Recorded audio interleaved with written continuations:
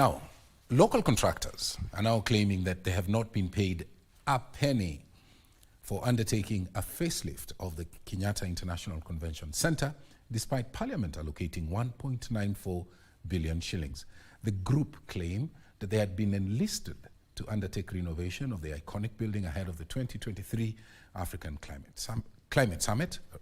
But to date, they have not been paid, and the money was to be remitted to China Huyi for onward transmission to their accounts. The contractors claim that China Huyi has refused to pay them. Instead, they're demanding full payment of 3.2 billion shillings from government first before releasing any funds to them.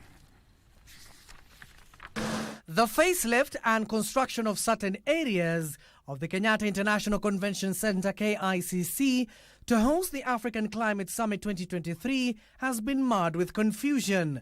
And this team in front of you provided that very, very able support.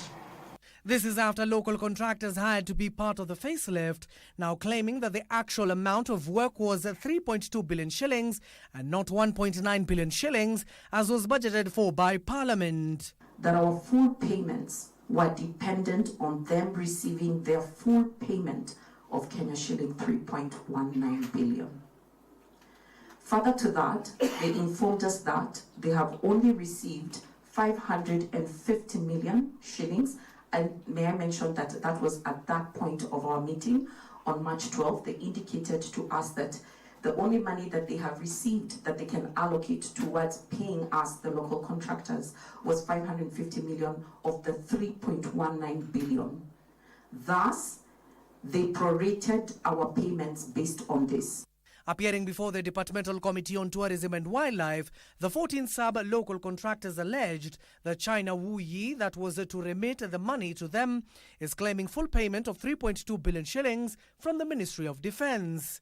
And when the team from Defence came, they did not tell us anything about 3.1 billion. All what they insisted on and the scope they shared with this committee, it is 1.94 billion. The others, we are hearing from you guys. The contractors claimed the Chinese-based company pushed them to sign unfavorable contracts under duress in order to receive the 17% payment.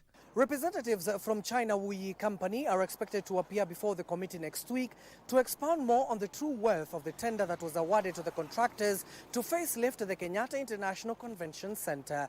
Abdiaziz Oshim for Prime Edition.